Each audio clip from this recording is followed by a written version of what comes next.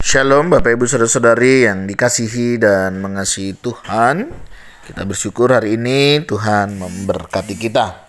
Sebelum kita membaca, merenungkan firman Tuhan, mari kita berdoa. Tuhan, terima kasih, kami bersyukur hari ini Engkau boleh memberkati kami. Kami bersyukur untuk kasih setiamu. Sebentar kami akan membaca, merenungkan firman-Mu. Berfirmanlah dan biarlah kami mengerti apa yang menjadi kehendak-Mu di dalam hidup kami. Kami berdoa di dalam nama Tuhan Yesus Kristus.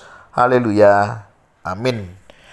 Ayat bacaan kita hari ini terambil dari Lukas pasal yang kedua, ayat yang ke-10 hingga ayatnya yang ke-11.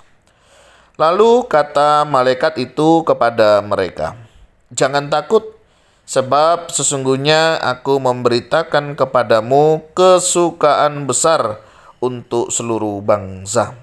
Hari ini telah lahir bagimu juru selamat, yaitu Kristus Tuhan di kota Daud." Amin. Demikian firman Tuhan, mari kita merenungkannya.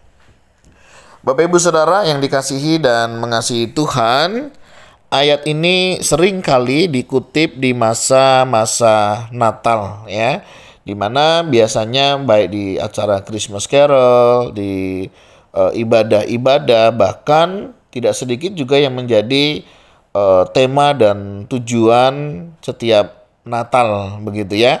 Bagaimana umat diajak dan diingatkan kembali untuk kita boleh mengenang kembali akan berita sukacita Natal itu ya. Saya masih ingat dulu zaman saya masih kecil ya, di gereja kami itu ada istilahnya liturgi begitu ya.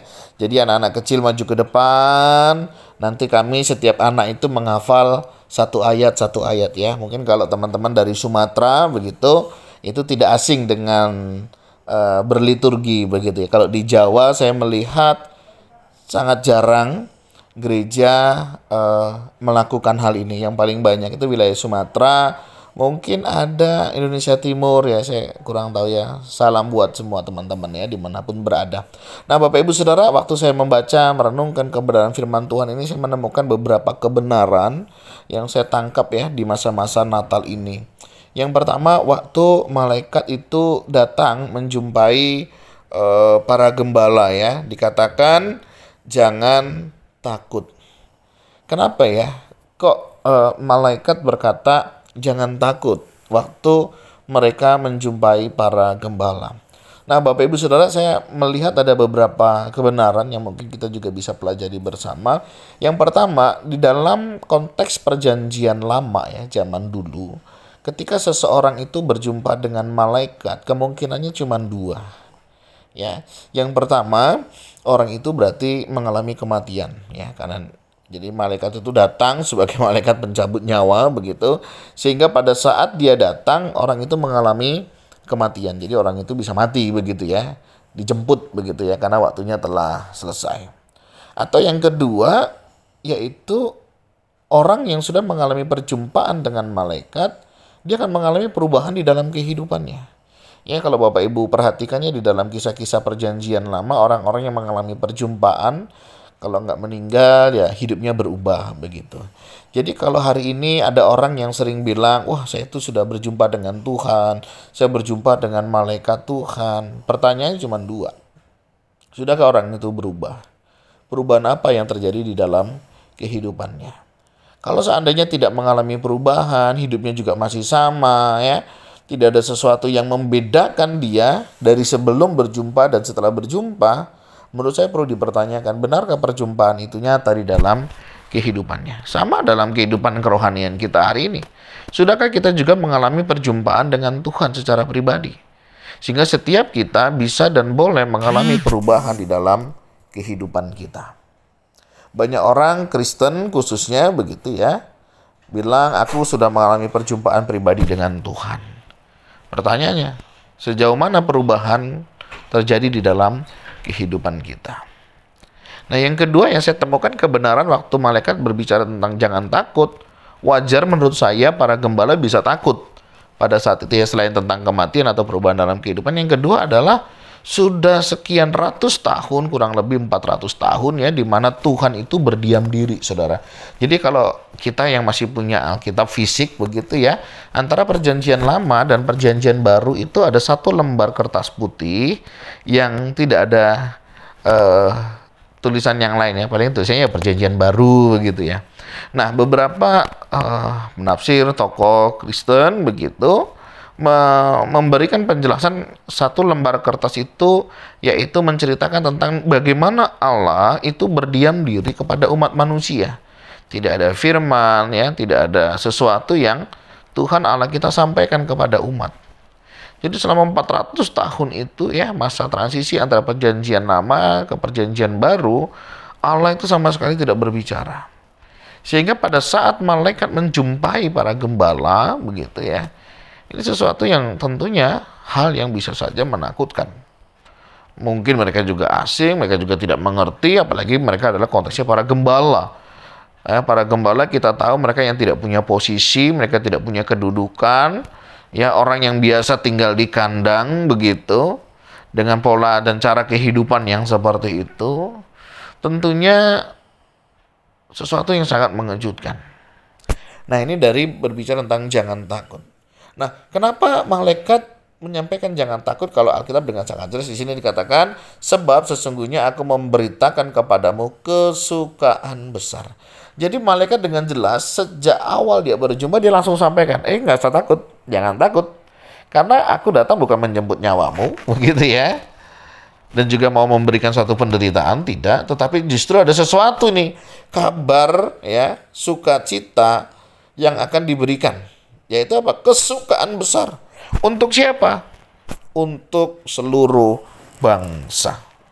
Nah, saya berbicara tentang bangsa, ini berbicara tentang suku, bangsa, dan bahasa.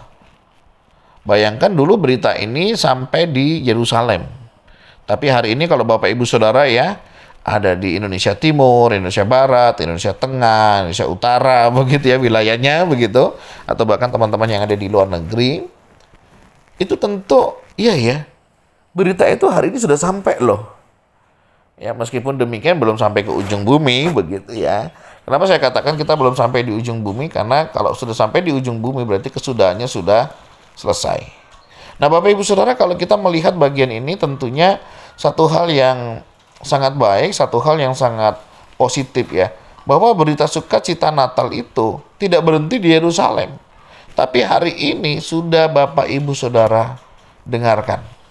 Ya, buat teman-teman yang ada di Sumatera, terima kasih dengan setia mendengar renungan ini.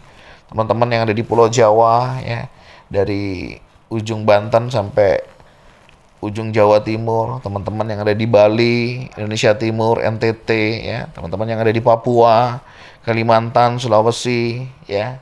Terima kasih, ya, teman-teman yang sudah mensupport. Dan hari ini kita boleh terus mendengar berita sukacita ini. Ada beberapa teman yang di pedalaman juga mendengar renungan ini. Nah, saudara, tidak membatasi berita itu. Dan ini tentunya menjadi satu berita sukacita yang besar buat kita semua. Ya, jadi bersyukur ya. Nah, apa yang menjadi bagian kita? Mari kita beritakan terus berita sukacita ini, sehingga ada banyak orang yang juga akan mengalami berita sukacita di dalam kehidupannya. Nah, ngomong-ngomong nih tentang berita sukacita. Kira-kira berita sukacita seperti apa sih yang mau disampaikan oleh malaikat itu? Nah, beritanya begini, saudara.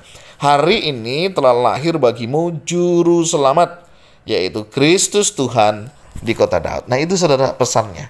Itu beritanya. Jadi saudara, Natal itu yang hari ini kita peringati itu baik.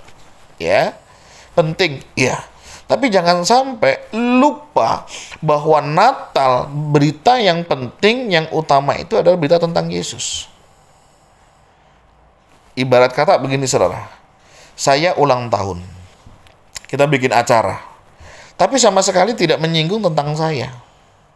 Lebih banyak membahas tentang makannya, tentang pestanya, tentang hal-hal yang lainnya. Kira-kira yang dirayakan itu apa dan siapa? Nah, saya mau membawa hal ini kepada kehidupan kita bergereja hari ini. Tidak jarang di antara kita itu punya Natal keluarga, Natal RT, Natal lingkungan ya. Kalau kita di beberapa wilayah kantong Kristen itu ada Natal RT ya, Natal kampung ya, Kalau kita orang Batak ada Natal marga begitu ya. Kemudian ada Natal gereja, antar wilayah begitu ya. Kalau kita tinggal di kota ada Natal sekota. Kalau kita tinggal di kabupaten, Natal sekabupaten. Nanti kalau yang provinsi, Natal seprovinsi. Nanti ada Natal nasional. Saudara, ada banyak orang mempersiapkan segala sesuatunya dengan luar biasa. Desain acaranya, pengkhotbahnya ya, artisnya begitu ya. Makannya, tempatnya, gedungnya, semuanya luar biasa. Tapi bagaimana? Apakah berita Natal itu tersampaikan bahwa Yesus Kristus sebagai juru selamat itu sudah lahir? Hati-hati. Kita sibuk merayakan Natal, kita sibuk mempersiapkan segala sesuatunya, tetapi inti daripada perayaan Natal yaitu tentang Yesus Kristus tidak kita beritakan. Natal tidak akan berarti kalau Kristus tidak kita beritakan. Nah, malaikat menyampaikan hal ini kepada para gembala, dan hari ini kita bisa mendengarnya. Berarti berita sukacita Natal itu bukan tentang bagaimana kita mendapatkan hadiah Natal, penghargaan di masa Natal. Bukan, saudara. Tapi bagaimana Yesus Kristus Juru Selamat itu lahir di hati kita. Pertanyaannya, sudahkah Yesus Kristus lahir di hati kita? Di hati Bapak Ibu Saudara hari ini. Jangan sampai begitu ya. Kita sibuk Natal, kita sibuk mempersiapkan segala sesuatunya, mulai pakaiannya, makanannya, acara, dan lain sebagainya.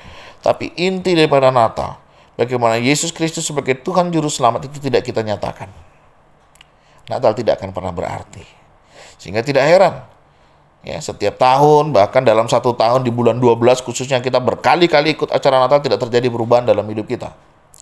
Karena apa? Yesus belum lahir di hati kita. Banyak kita temukan ya, orang Kristen, tapi cara pikirnya bukan Kristen. Imannya juga bukan iman Kristen. Masih kepada iman yang lain. Nah, bagaimana hari ini inti daripada kekristenan?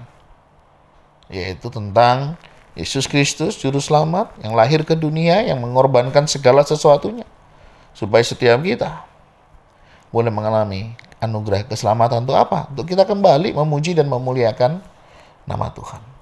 Nah, mari Bapak Ibu Saudara yang merayakan Natal dimanapun berada, mari inti pesan Natal jangan kita abaikan, jangan kita lewatkan, jangan kita lupakan. Karena Natal tidak akan berarti tanpa kehadiran Yesus di dunia ini. Tentunya bukan hanya di dunia, tetapi juga di hati kita. Kalau Yesus sudah lahir di hati kita, sudahkah kita menempatkan Dia sebagai Tuhan di dalam hidup kita? Banyak orang Kristen tidak menempatkan Tuhan sebagai Tuhan di dalam hidupnya. Ya, Bapak Ibu Saudara mungkin tahu.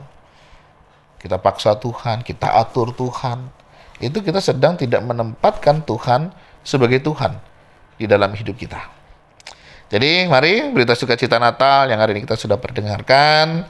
Kita nggak perlu takut karena kita punya pengharapan. Ada berita sukacita yang besar yang tidak secara kebetulan hari ini kita sudah perdengarkan. Baik kita di berbagai wilayah begitu. Percaya dan mari kita bersukacita di dalam merayakan Natal. Natal tidak akan berarti tanpa Kristus lahir di hati kita. Tuhan, terima kasih, kami bersyukur hari ini Kau memberkati kami. Kami juga boleh ada sebagaimana kami ada, semua karena berkat dan kemurahan Tuhan. Terima kasih. Kami juga berdoa untuk setiap kami yang merayakan Natal, baik lingkungan, baik marga, baik komunitas, baik gereja, wilayah, dan lain sebagainya. Ingatkan kami untuk menyampaikan pesan Natal itu. Karena yang kami rayakan adalah hari kelahiran-Mu, dan biarlah itu yang menjadi satu peringatan untuk kami yang rela berkorban, rela turun ke dunia, melepaskan segala sesuatunya untuk melayani Tuhan. Tolong kami juga belajar dengan rela melepaskan segala sesuatu untuk pekerjaan Tuhan. Terima kasih ya Tuhan untuk kasih setia-Mu. Kami bersyukur untuk kemurahan-Mu. Terima kasih ya Tuhan, kami berdoa di dalam nama Tuhan Yesus Kristus. Haleluya. Amin. Bapak Ibu Saudara, kiranya firman Tuhan hari ini menolong menguatkan iman kita, untuk kita boleh teguh, percaya, bersandar kepada kasih anugerah Tuhan. Jangan lupa, sampaikan berita sukacita Natal kepada orang-orang yang Bapak Ibu Saudara kasihi dan yang mengasihi kita semuanya. Shalom.